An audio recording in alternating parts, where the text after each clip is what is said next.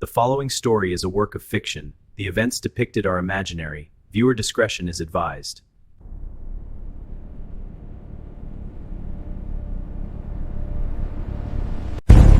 যখন পৃথিবী শান্ত ছিল, মানুষ জানাতো না সামনে কি অপেক্ষা করছে। এটি ছিল এমন এক যুদ্ধ যা কেউ কল্পনাও করেনি। মানব ইতিহাসের সবচেয়ে অদ্ভুত যুদ্ধ। সবকিছু শুরু হয়েছিল নীরবে। গোপন গবেষণাগারের ভেতরে,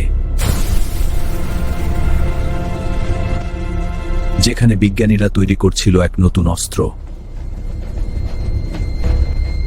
একটি অস্ত্র যা চোখে দেখা যায় না, কিন্তু যার শক্তি পুরো পৃথিবী ধ্বংস করতে পারে। এটি ছিল জেনেটিক কোডের যুদ্ধ। মানুষ নিজেই তৈরি করছিল নিজের শত্রু। তারপর শুরু হলো সংক্রমণ। বিশ্বজুড়ে আতঙ্ক ছড়িয়ে পড়ল। হাসপাতালগুলো ভরে উঠল রোগীতে। মানবতা ক্লান্ত হয়ে পড়ছিল।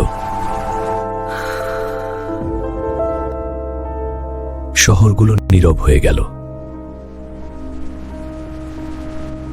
পৃথিবী থেমে গেল।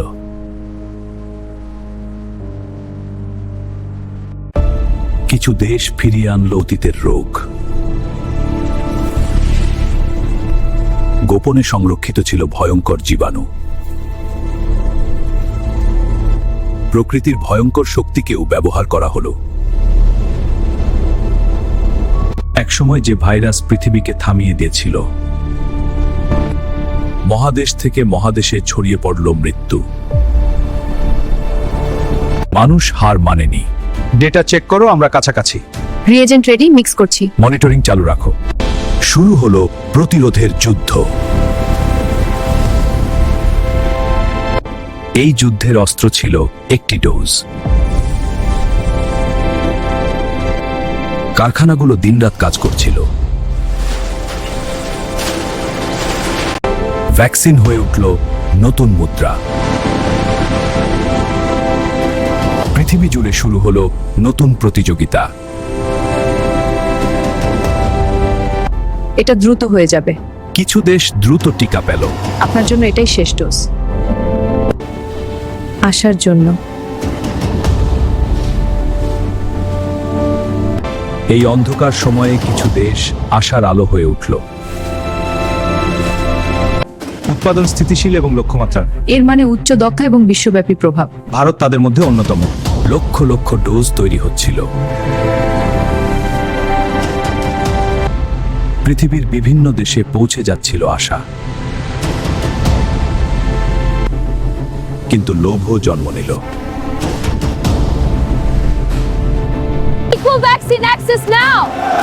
মানুষ ন্যায় বিচার চাইছিল। ছোট দেশগুলো সাহায্যের অপেক্ষায় ছিল। আমরা এখনই সাহায্য চাই, দয়া করে আমাদের সাহায্য করুন। অনেক ধন্যবাদ। এটা নিন, সকালে খাবেন। মানুষ মানুষকে সাহায্য করছিল। জীবন আবার ফিরে আসছিল। পৃথিবী ধীরে ধীরে জেগে উঠল। হাসি ফিরে এলো।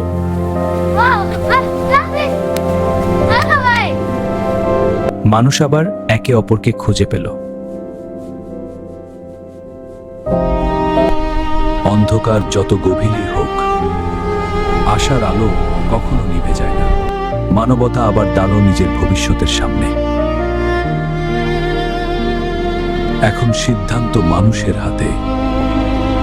ধ্বংসের পথে যাবে নাকি নতুন এক পৃথিবী তৈরি করবে। কিছু মাস বাদে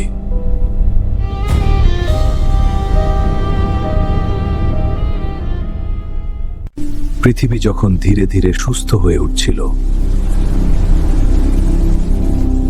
অন্ধকারে কেউ একজন এখনো কাজ করে যাচ্ছিল।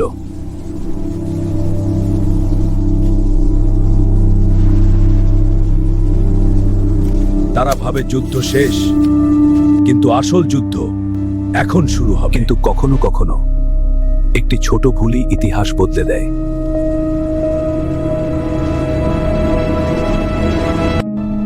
কারণ কিছু বিপদ মানুষের নিয়ন্ত্রণের বাইরে।